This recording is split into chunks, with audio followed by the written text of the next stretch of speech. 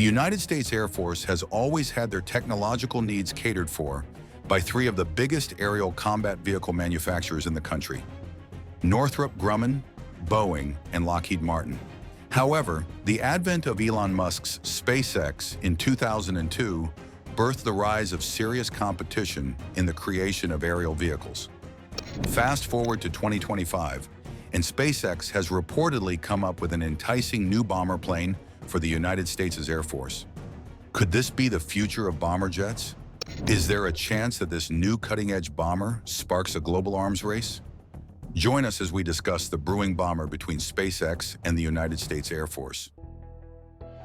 Although top high-tech companies like Lockheed Martin, whose Skunk division has played a major role in the creation of some of the United States' greatest combat aerial vehicles, and Northrop Grumman have been at the top end of the pile as the go-to for the America's Department of Defense, the sudden surge of Elon Musk and his SpaceX company has finally brought the heat, the competition needed to give the United States their best. While SpaceX's affiliation with the government might seem sudden, it didn't start that way.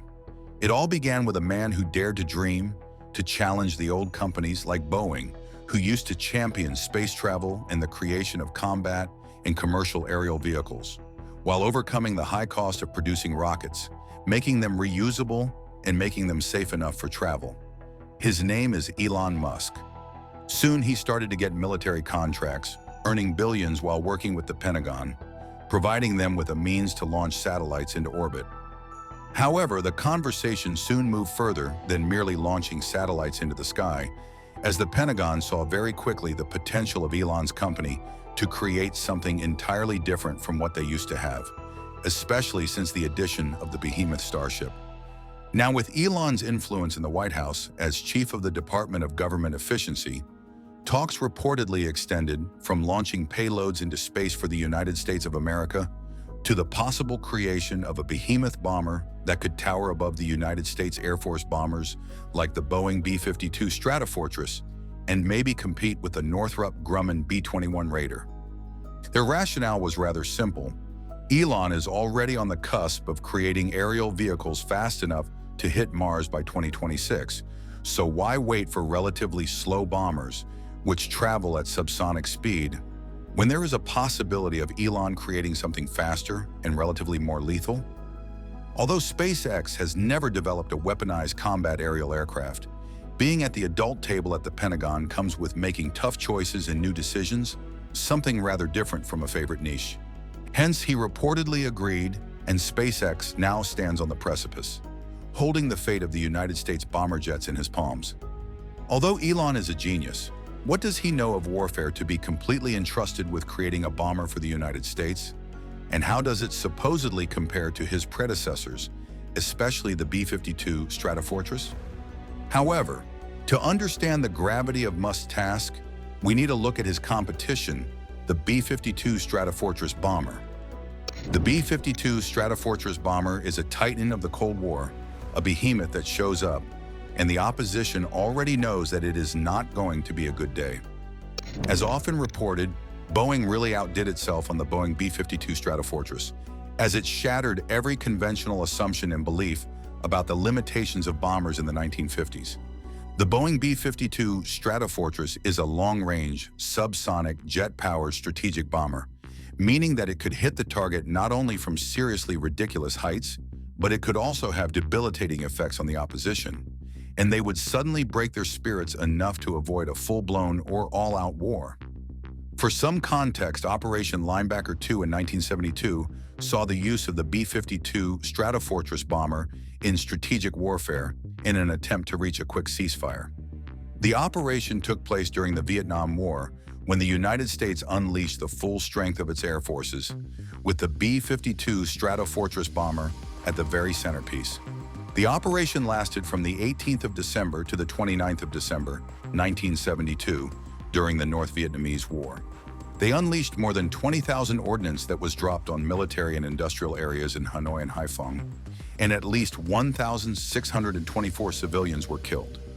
The operation was the final major military operation carried out by the United States during the conflict and the largest bombing campaign involving heavy bombers since World War II, and Vietnam just didn't know what hit them.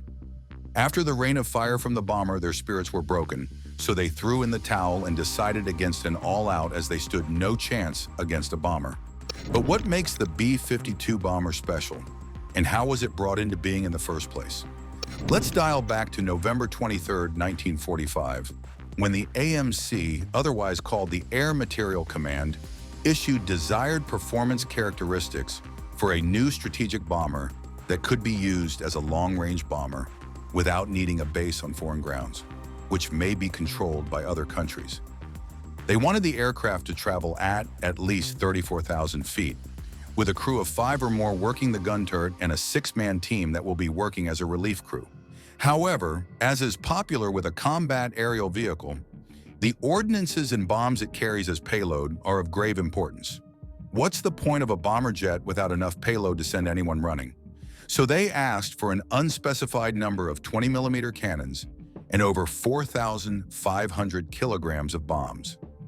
The United States Air Force immediately sent out a bid invitation, inviting all the heavyweights of America's aircraft companies, including Boeing, Consolidated Aircraft, and Lockheed Martin, to submit proposals.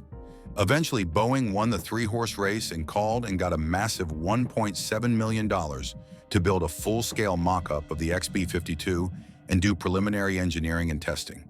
However, they had trouble at first meeting the specification until much later, when they finally created the B-52 version, with the perfect size and ability to take on payloads. B-52 Stratofortress was designed to have swept wings, potted jet engines, and also crew ejection systems in case of a crash, or if it ever happens that they encounter anti-aircraft resistance strong enough to shoot down the aircraft. However, there are different versions of the B-52 with a little bit of difference in their structural designs. For example, on the B-52D, the pilots in the electronic countermeasure team are ejected upwards, while the crew on the lower deck are ejected downwards. However, the tail gunner, who was stationed at the rear end of the bomber jet, had to manually jettison the gun turret before they then crawled out through the opening, making the survivability percentage extremely low. Enter the B-52G, which was released August 31, 1958, as a potential successor to the B-52D. The G version was stronger and better, and the survivability percentage for whoever manned the gun turret was increased by well over 60%, as they could now eject like everyone else. Although the survivability of the crew has been protected by the changes made to the placement of the gun turret, the aircraft still had a common problem: structural fatigue. In material science, fatigue is the initiation and propagation of cracks in a material due to cyclic loading. Once a fatigue crack has initiated, it grows a small amount with each loading cycle, typically producing striations on some parts of the fracture surface. In the aircraft, the fatigue was accelerated by low flying, 8 times more than it was affected when it was flown higher in the sky. For some context, flying really high in the sky is much easier, as there are fewer needs for sharp turns or a need to zoom faster. However, when they fly too close to the ground, there is a need to turn sharper, focus on maneuvering around rocks, and really work the body of the bomber jet. The metal starts to get tired, it cracks, and in some rare cases it bends almost out of shape, requiring the need to fix the plane. The classic wear and tear was starting to make the bomber jets difficult to use for more than 2,000 hours of flight. So in the early 1960s, the United States Air Force created the High Stress Program as some sort of checkup program for every B-52 bomber that had been in the sky for over 2,000 hours and was surely going through some structural fatigue. Once they look through the B-52s that had flown over 2,000 hours, they check which one needs to be fixed, and they have stronger pieces added to the body of the bomber, giving it a bit more leverage to fly for that long. As time went on, the Air Force got even craftier, with the creation of wet wings attached to their G and H models of the B-52s. They were called wet wings because they were capable of holding way more fuel than the other models. However, that compromised the structural integrity of the bomber jet even further. The added weight on the wings from the fuel forced the wings to bend out of shape, and they got 60% more fatigue than the B-52D. Once again, the need arose for a solution, so they created the ECP-1050 as a replacement for the wet wings, which increased the durability of the jets and reduced the percentage of quick wear and tear. But there was something more about the bomber, as its sheer size meant that it couldn't perform huge spins or a loop-de-loop like a fighter jet could at an aviation show or in combat. Although the yaw, pitch, and roll were added parts to the bomber plane, it was not built to move like a stunt plane. Instead, the flight controls were focused on vertical stability, even though it has a relatively small, narrow cord rudder, giving it limited yaw control authority. It was almost like having a giant school bus in the air, big, powerful, and with enough room to carry people and ordnances. However, by 1977, they conducted a pacer plank reskinning. The structural fatigue while moving at Mach 1 speed, which is subsonic, was a message to the United States Air Force to make a change. But the United States Air Force continued instead to rely on the jet for its services during war, especially because of its armament as a bomber plane, which is much better than its predecessors. The bomber plan was optimized to carry up to 20 Boeing AGM-69 SRAM nuclear missiles, which are air-to-surface missiles with a nuclear warhead. It had a range of up to 110 nautical miles and was intended to allow United States Air Force strategic bombers to penetrate Soviet airspace by neutralizing surface-to-air missile defenses. It was the perfect response to surface-to-air missiles because it was easier to direct, owing to its precision systems. In a bid to further improve its offensive ability, air-launched cruise missiles, or ALCMs in popular military parlance, were fitted into the B-52 bomber jet. However, after testing of both weapons of mass destruction, the United States Air Force-backed Boeing AGM-86 air-launched cruise missile and the Navy-backed General Dynamics AGM-109 Tomahawk, the AGM-86B was selected for operation by the B-52.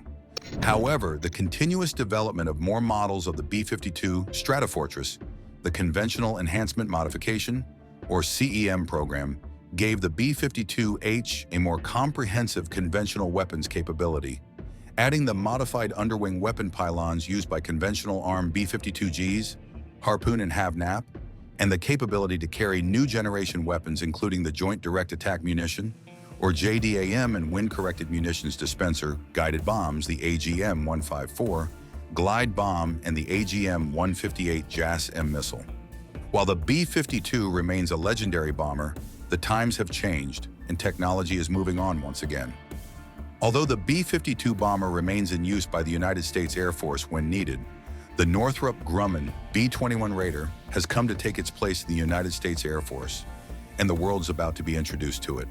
But what makes the Northrop Grumman B-21 Raider special enough to become a welcome addition to the new Air Force fleet? The Northrop Grumman B-21 Raider is another masterclass strategic bomber plane being developed in the United States. It is being developed at the behest of the United States Air Force as a part of the Long Range Strike Bomber, or LRSB program, but this time it is a complete upgrade on what the B-52 Stratofortress was capable of. Imagine a bomber jet capable of stealth operations and the ability to deliver conventional and thermonuclear weapons. Well, with the Northrop Grumman B-21 Raider, no one has to imagine anymore. The classified program started in 2011 when the United States Air Force decided it needed a faster bomber plane with more range. So, as is usual practice, they reached out to the heavyweights in the game, offering them a development contract, which was eventually awarded to Northrop Grumman in October 2015. Of course, every company wanted to be in charge of the future of the Air Force fleet, but someone had to win. This time, it was Northrop Grumman. However, a civil war ensued, with Boeing and Lockheed Martin, who submitted losing bids for the project, filing bid protests, claiming they had been wrongfully overlooked for Northrop Grumman. In October 2016, the Government Accountability Office, or GAO, rejected the challenges and sustained the United States Air Force's decision to award the LRSB contract to Northrop Grumman. The Government Accountability Office report revealed that cost was the deciding factor in selecting Northrop Grumman over the Boeing Lockheed Martin team. The Air Force set up an uphill task for Northrop Grumman, telling them that they needed an addition of intelligence gathering, battle management, and interceptor features to the bomber, and a fifth-generation global precision system that guides the release of bombs, nuclear warheads, and all types of payloads it might be carrying. However, alongside India, which is on the cusp of unleashing its sixth-generation aircraft, albeit a fighter jet, the United States is closing in on releasing the first-ever sixth-generation aircraft, but this time a bomber jet. Fast forward 5 years after it was commissioned to Northrop Grumman, and the Air Force released new renderings of the aircraft, showing a smaller and lighter design than what is typically expected from a bomber. The sheer reduction in size and distinctive flush in blended inlets, with the two-wheel landing gear design, was a revelation of something never seen before.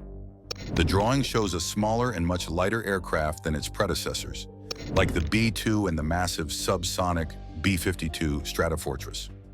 The world had finally had a glimpse at the possibility of the future of bomber planes, with the huge reduction in size being a topic for discussion.